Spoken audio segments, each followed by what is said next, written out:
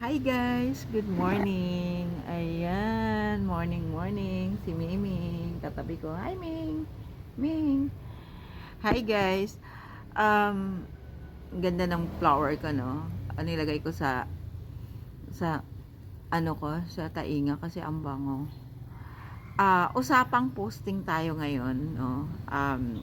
Gumawa ko ng video na to kasi meron lang akong concern doon sa mga nagpo-post, no? Nagpo-post, grabe kung makapost. Nakailang ilang daan talaga sa wall ko. Tapos ang ginagawa pa naman sinishare sa mga page. Di syempre pag na-share sa page yung post nyo, lalabas uli sa wall ko. Ang sakit sa mata kasi bakit magpo-post or po-post nyo na itong mga kandidato na to, wag ibuto, wag ano. Alam niyo ba na yung ginawa nyo na sabihin nyo na wag ibuto yung tao, pinasikat nyo sila lalo. Okay? Kasi, nowadays, ang mga tao masyadong matatalino na yan. Okay?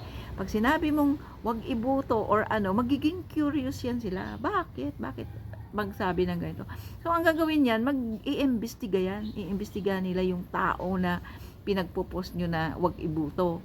So, titingnan lang yan sa Google, ipipindutin lang yung pangalan ng mga yan, lalabas na itong mga tao na to, yung iba, mga negosyante, may mga pera, So, di ba dapat ang tumatakbo sa politika may mga pera? No? Kasi, kaya ka nga tumakbo sa politika kasi tutulong ka sa mga tao. Anong itutulong mo kung wala ka naman pera? Kung ang inasahan mo pag tumakbo ka, yung sweldo mo nakakarampot na diyan sa gobyerno, 'di ba? Anong dahilan mo bakit ka tatakbo? Para pag nagiging politician ka pa naman, feeling mo ang gwapo-gwapo mo, ang yaman-yaman mo. Pero the truth is, ultimo yung ginagawa nilang pag nangampanya, pinapangutang nila yan, nangungutang sila. Yung iba, hindi naman lahat. Inuutang, pagkatapos nagsasanla ng lupa, o ano-ano, para lang makatakbo, para lang sa pero yung mga sinasabihan nyo na, wag iboto, pag chinek yan, may mga negosyo, pinasikat nyo lang lalo yung mga taong pinagsasabihan nyo na, wag iboto. Diba? Kasi, aminin man natin o hindi, good at bad publicity ay publicity pa rin.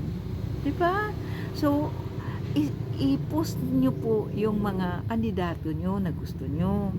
I-post nyo lang kasi ganun naman talaga ang buhay. Yung tao may kanya-kanya, kanya-kanya tayo.